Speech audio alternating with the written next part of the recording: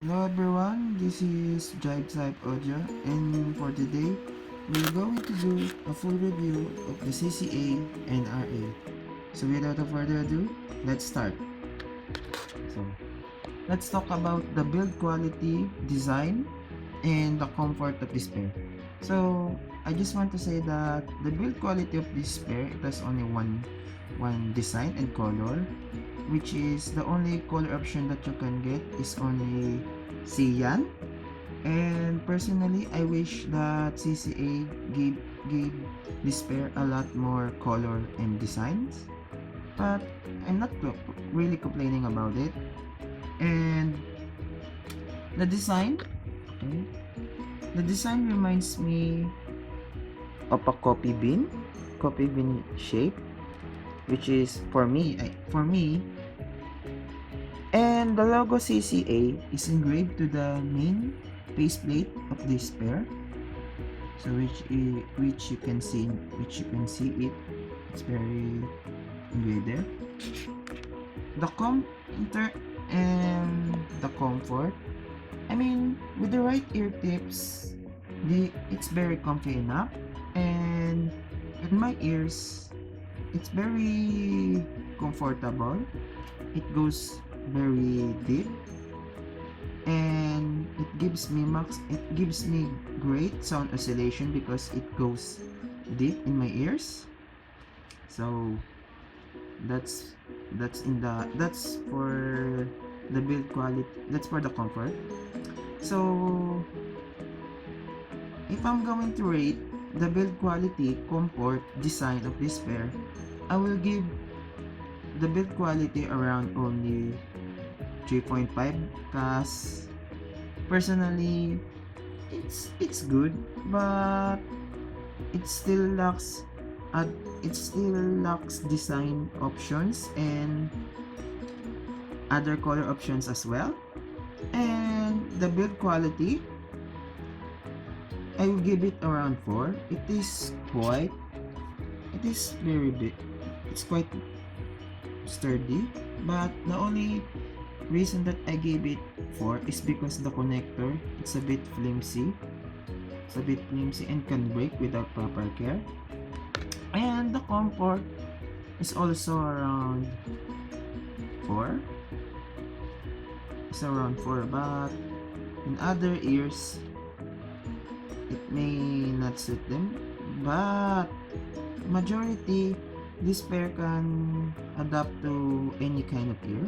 So okay, so let's talk about the sound signature of this pair. So in my experience with this pair, I've been using this pair for quite a long time now. So the sound signature of this pair, it has W shape to U shape, and considering the fact that it's W shape to U shape, it can still change, depends on the source that you're using to. Cause I want to find out that this pair is source dependent, which is if your source is too bassy or too bright, then this pair can sound like that.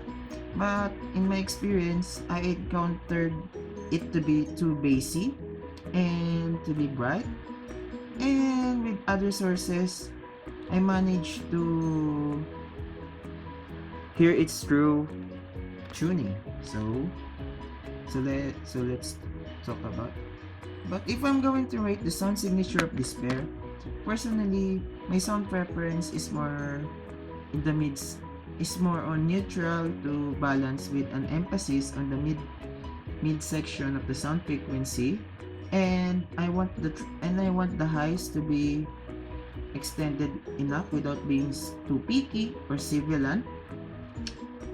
And I want technicalities because, as a former musician, I need technicalities like clarity, detail retrieval, imaging, instrument separation, and etc. So that's it. So the rating for this sound signature for me is around 3.8 out of 5. It's not that bad, okay? But let's talk about each section of this pair. So the bass. Um, the bass of this pair is really good. The mid-bass bloat that I encounter depends on the source that was being used. In my Oppo A95, I encountered mid-bass bloat, which is very prominent in the track. In Hebe FC3, the bass have bloat, but only depends on the track that I am playing. For example, tracks that focus on instrumental tracks, bloat is very prominent on the track. Mids, this is the part that I somewhat like it, cause it's still lacking for my sound preference.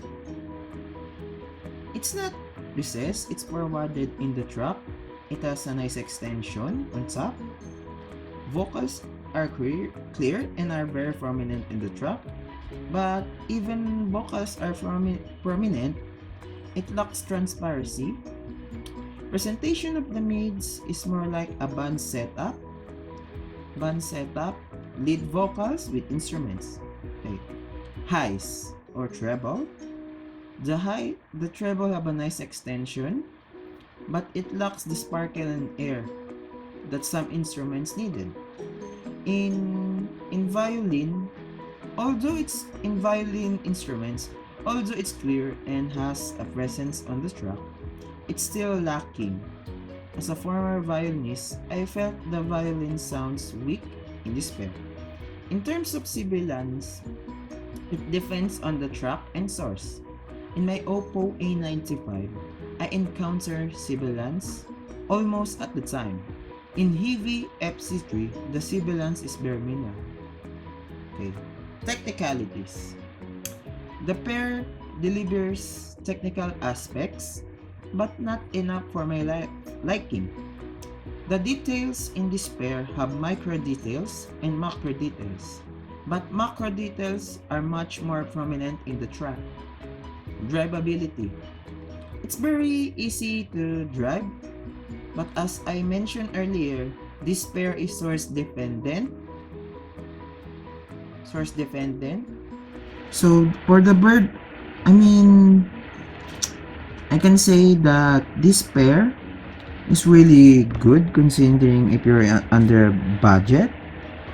And for this price range, you're having a great driver setup in this price range.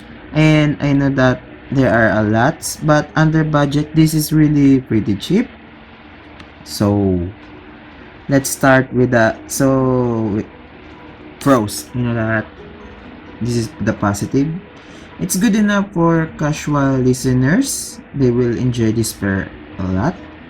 Easy to drive, as I mentioned earlier.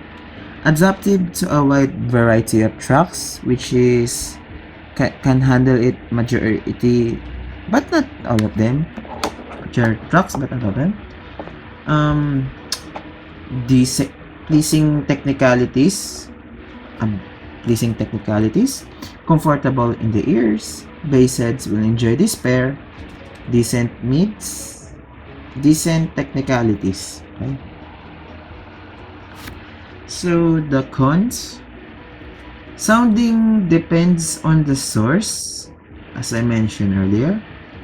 The stock cable, which is here, it oxidizing in the long run. Occasionally mid-bass bloat, depends on the source and tracks. Add timbre, feels somewhat boosted and artificial. A hint of sibilance, depends on the track and sources. So I guess that's it for this video. Thank you for watching.